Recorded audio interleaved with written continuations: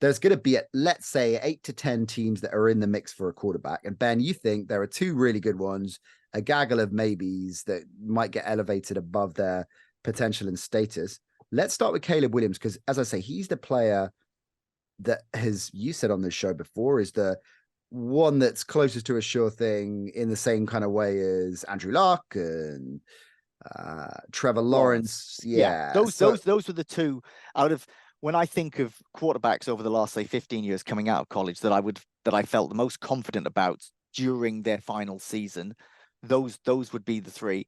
He's been a little bit shaky in the last month, but he's getting not a lot of help from his team. What's going on? So terrible.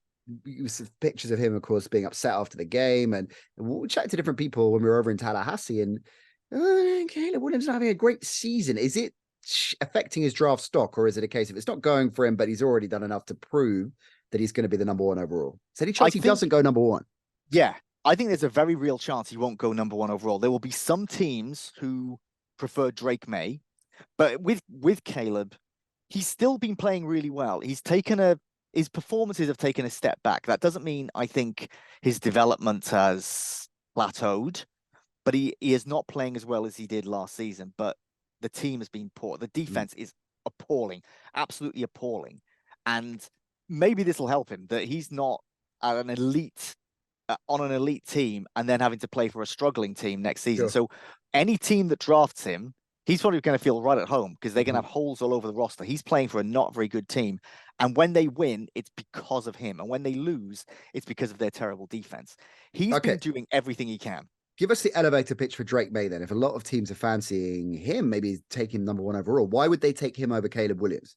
I think because he will feel like he's potentially a bit safer because of the fact that he's kind of improved so much from last season, and that people can look and say, oh, well, maybe Caleb Williams has regressed.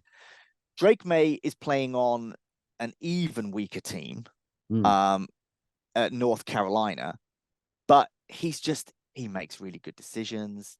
He'll spot guys really quickly. He's strong. Like this might seem a little bit like faint praise, but I saw someone say that he was like Donovan McNabb. Donovan McNabb. It was Donovan McNabb. And Donovan McNabb was, he didn't win the big one.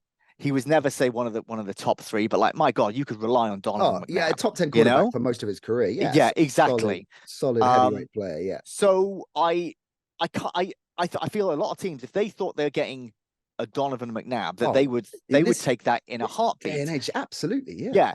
But the people are looking at Caleb Williams and thinking, could I get the next Peyton Manning? Mm-hmm. And that's so alluring.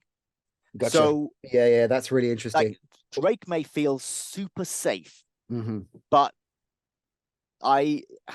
here's something that I feel bad saying this, because you can't judge a college quarterback on the quarterback that had his job X number of years ago, because it's not like that.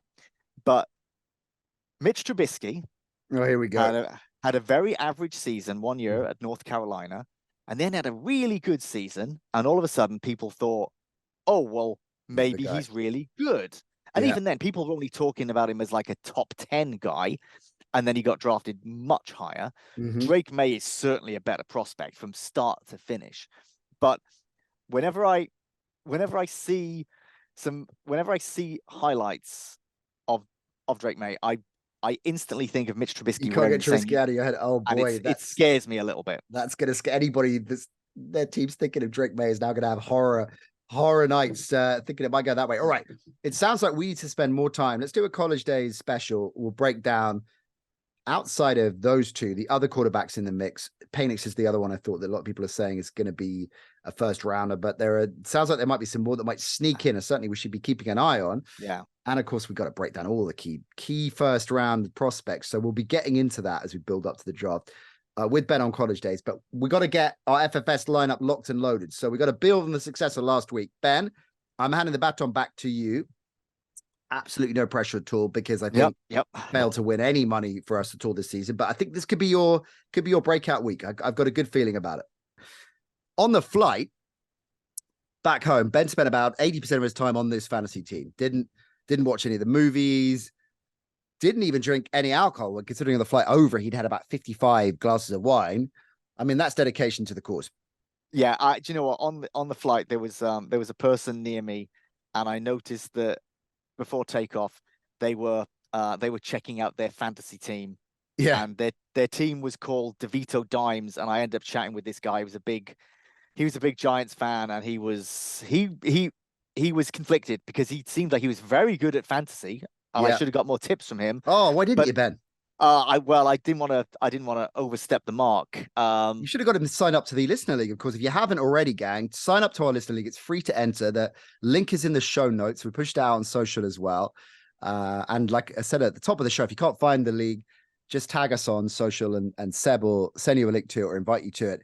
It's free to enter. We have free to enter contests every week, including contests with our friends USA Sports, the fantastic USA Sports. They give away merch every week to the winner of that show contest. There's a free to enter one courtesy of DraftKings, which has cash prizes. And this is simple. If you're brand new to daily fantasy, simple. You have a salary cap, pick a team, spend money on players. You can't exceed the limit. Players get points like in normal draft fantasy, redraft fantasy, and the team with the most points gets the prizes, although there are a number of different prizes depending on the contest you're playing in. So go get involved with that.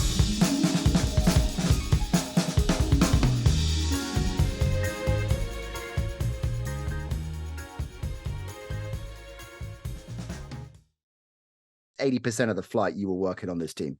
I mean, I didn't even have a drink on the flight home. That's how shocking that revelation was.